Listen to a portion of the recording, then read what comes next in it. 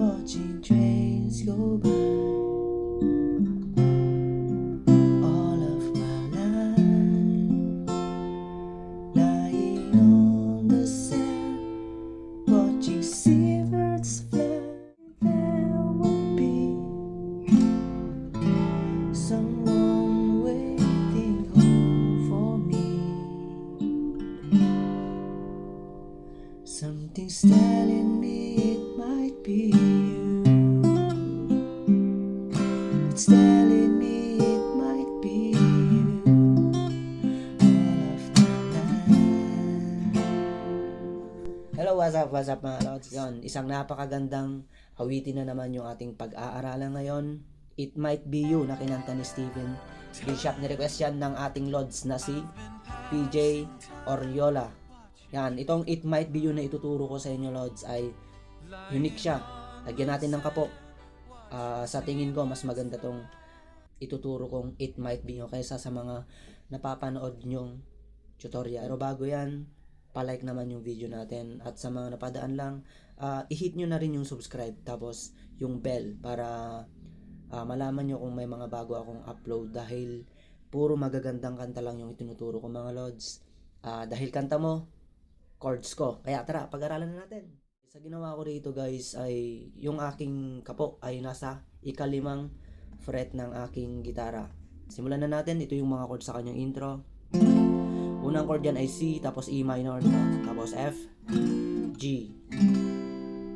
Okay, 3 times nakikita nyo. Pero pina-plucking natin yan. Ganito yung gagawin natin.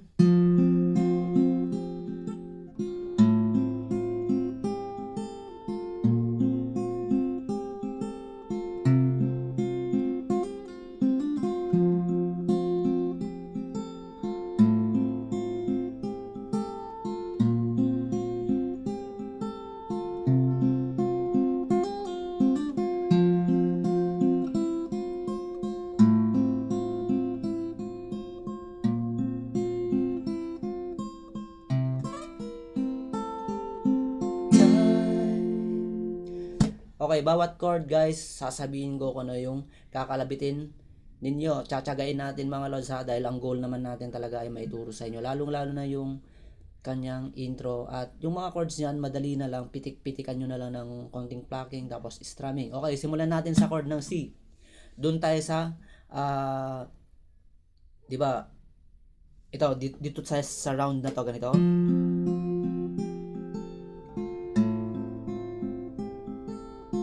Yan, 'di ba? Meron yung ganon. Tapos sa pangatlong round na ganito na. 'Di ba? Ganon 'yon. Pero yun pa rin naman yung mga chords na ginamit, yung 4 na chords na yan. Okay, simulan natin sa chord ng C. Ulitin ko mga lods, babanggitin ko yung mga kakalabitin ninyo. Mag-position na kayo ng chord ng C. Ganito yan. Dito sa part ng C, ganito.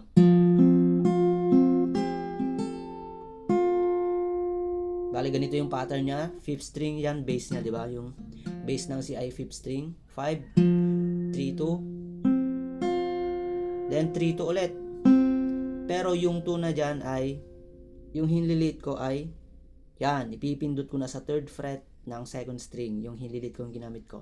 Okay, ulitin natin. 5, 3, 2. Then 3, 2 ulit. Tapos nakapindot na, 2nd string. Then 3, 1. Ganito siya.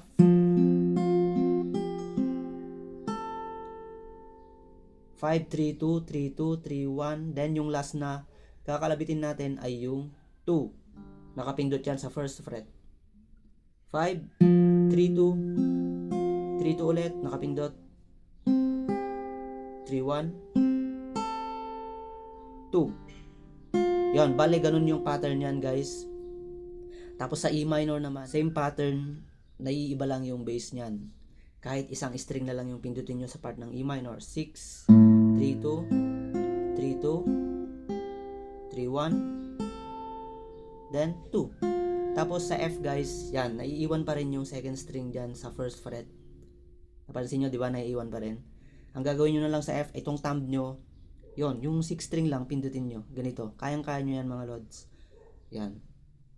Tapos, ang pag-pluck, same sa part ng E minor. 6, 3, 2, 3, 2, 3, 1, then 2. Tapos sa G, dito lang na iba yung part. Basta naiiwan pa rin yun guys, yung second string sa first fret. Ganyan yung G natin. Okay, ang ginawa ko 6, 3, 2, 3. Tapos yung 2, i-hammer ko yung third fret guys, yung second string. Tapos pull off. Okay, 6, 3, 2, 3. Tapos second string, hammer, pull off, third fret. Then third string natin, i-hammer natin. Yon, pag sinabing hammer, ipapalo natin guys ha. Yon, third string, ipapalo naman natin sa second fret. Tapos yung last kalabit ay yung second string, first fret. Ganito. Pull off, third string, hammer, second fret.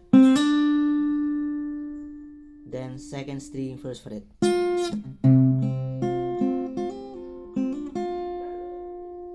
Simple lang, di ba? Isa pa? Okay. Ulitin natin, buuin natin yung apat na chords na yun.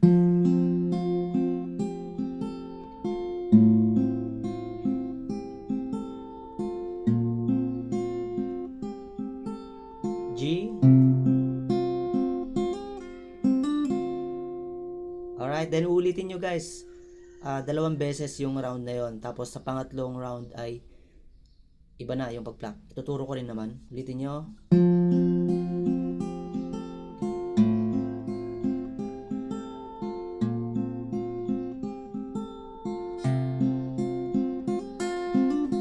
Ang technique lang dyan guys, araw-arawin yung gawin to dahil pag nasanay na yung inyong daliri, kahit hindi na gumagana, kahit hindi nyo paganahin yung utak nyo dyan, yung mga daliri nyo mismo yung kusang magkakabisa nyan. Yun yung tinatawag na muscle memories.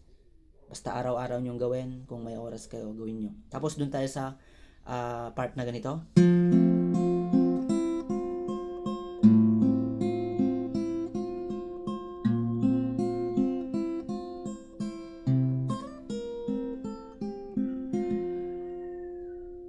Okay, same pa rin yung mga chords guys. Doon tayo sa part ng C, ganito. Okay, position ng C, di ba? 5, 3, 2, 3. Tapos yung second string dyan guys, i-open ko. Then ibabalik ko sa first fret. Tapos first string, third fret. Dalawang kalabit. Ganito.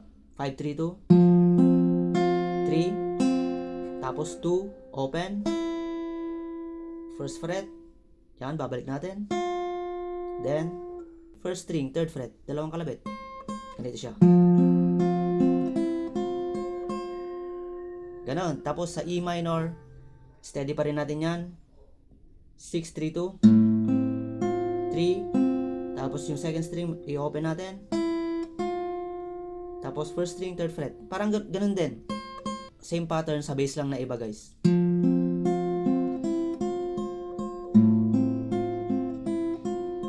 Ganon din sa F.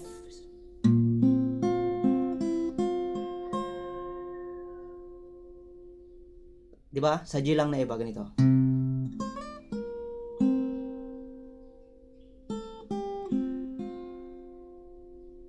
Diba galing sa F? Tapos sa G, ganito, 6 string.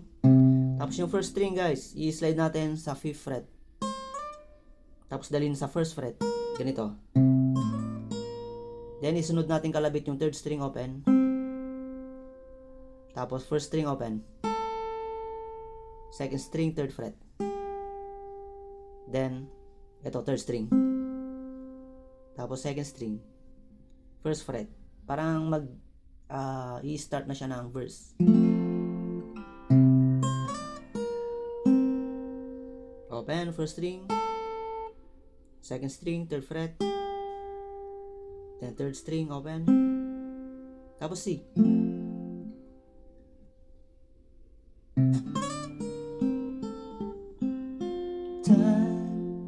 Okay, ulitin natin sa part na yon.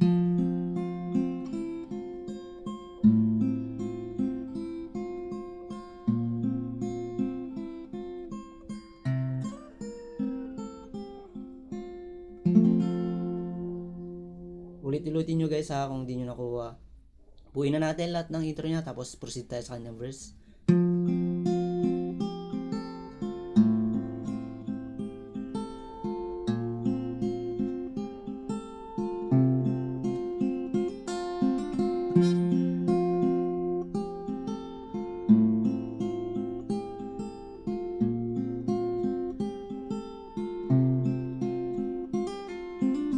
Then yung last part.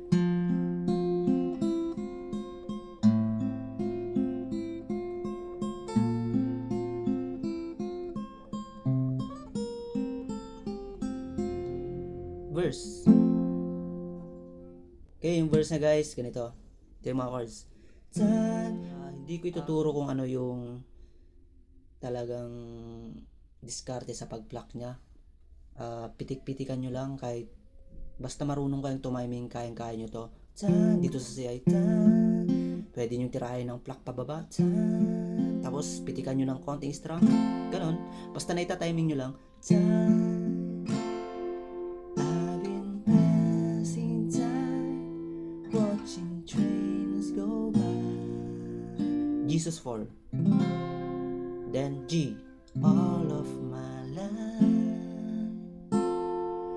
lying on the sand, watching seabirds fly.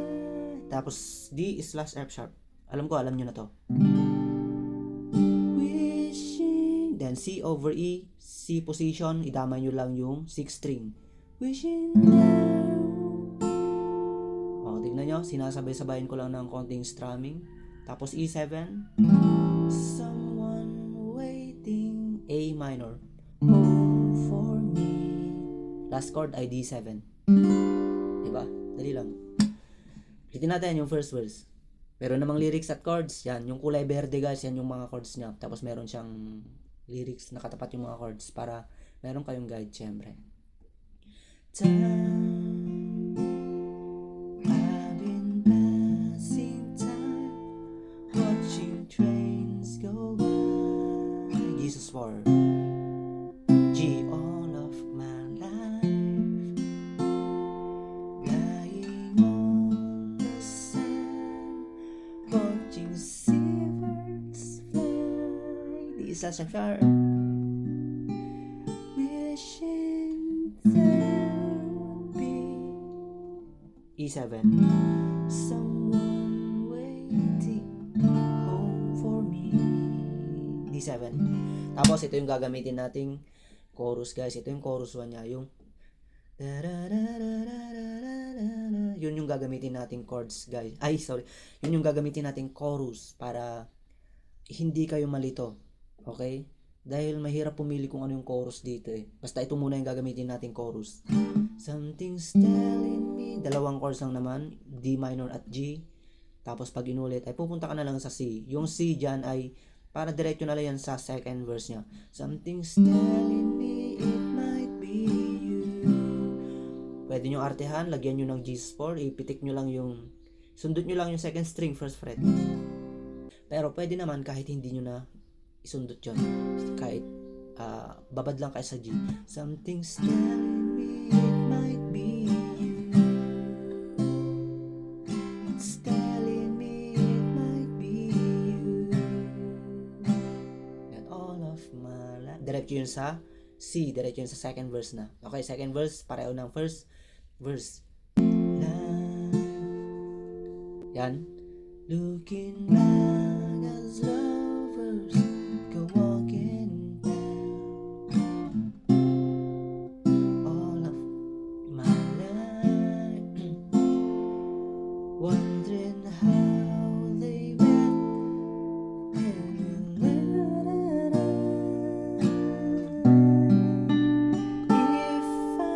found. Pag sa C over E, idamay nyo yung bass ng E guys ha. Mas maganda pakinggan yun.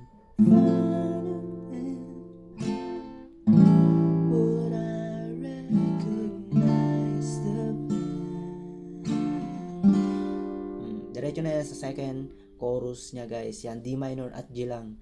Bali twice yung uli din. Something's telling me it might be you. ako, nag-Jesus 4 ako, tapos sinunod kong kinalabit yung 2, 3, 4. Yan. Pwede nyo gawin yun, gayahin yung ginawa ko. Something's telling me it might be you. It's telling me it might be you. Tumigil na siya doon dahil doon na tayo sa part ng so many good. Okay, tawagin natin itong bridge. Okay, madali lang, pitik-pitikan na lang natin ng strum. Yan, A minor yan. So, A minor 7, alisin nyo lang yung ring finger. E minor. Then G minor. So, yung G minor guys, parang F sharp minor lang siya ha, dito sa 3rd fret. So many dreams. D minor, 2A. Then F minor. And there's so much love to make. Balik sa C. Meron siyang ganun, di ba? Ang chord doon ay G over B. Dalawang string lang, yan. 2nd string, 3rd fret, tapos 5th string, 2nd fret. Then, balik sa A minor. I think you, D7. G. Tapos B flat. Maybe only C. It's the F. Simple lang, di ba? Ganun siya. Tapos sa 3rd chorus, dagdagan natin yung chords yan. Nakikita nyo yung nakakulong yung G at C. Ganito yan. Ganon. Dinagdagan lang natin siya sa part ng chorus 3 niya bago tayo papasok sa D minor.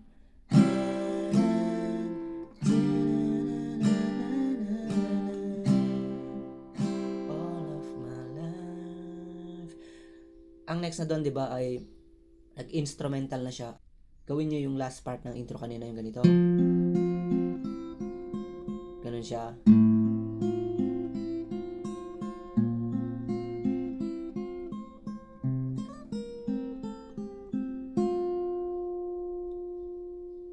Ang next na down guys ay yung 3rd verse niya. Yan, nabawasan na siya ng lyrics. Yan. Okay, ganito yung 3rd verse niya. Konti na lang yung chords. I've been saving love songs and lovers. Then D slash F sharp. So much more.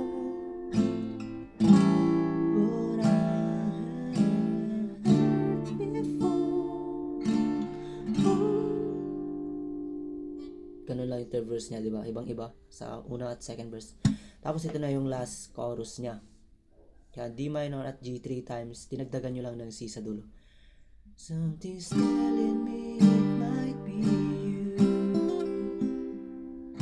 It's telling me it might be you.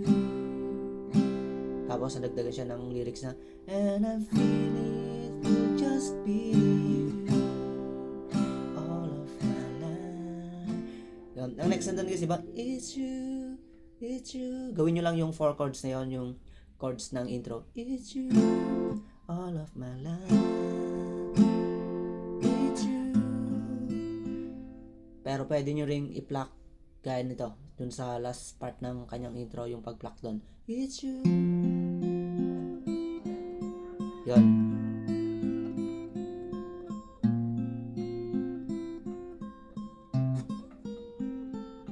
It's you. It's you. Then mag-fade na yon, tapos na yung song. Okay, medyo nahirapan ba kayo? Ulit-ulitin nyo lang dahil matututunan nyo yan. Wala namang madali sa simula eh.